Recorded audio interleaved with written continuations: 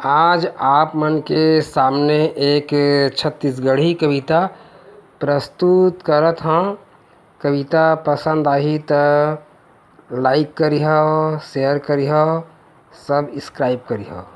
मोर कविता के शीर्षक है एकर मतलब तोर दिमाग में गोबर भरे हे। एकर मतलब तोर दिमाग में गोबर भरे हे। एह हमन ले छोटे जाते, एह हमन ले बड़े जाते, एह हमन ले छोटे जाते, एह हमन ले बड़े जाते।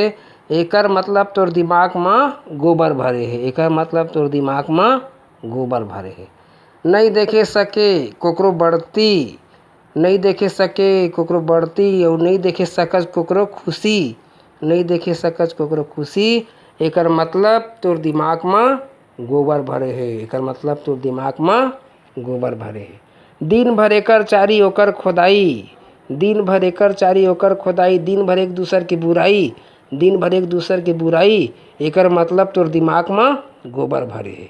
एकर मतलब तोर दिमाग में गोबर भरे हे। जात धर्म के नाम में लड़ना, जात धर्म के नाम में लड़ना, अपन आप ल बड़े समझना, अपन आप ल बड़े समझना।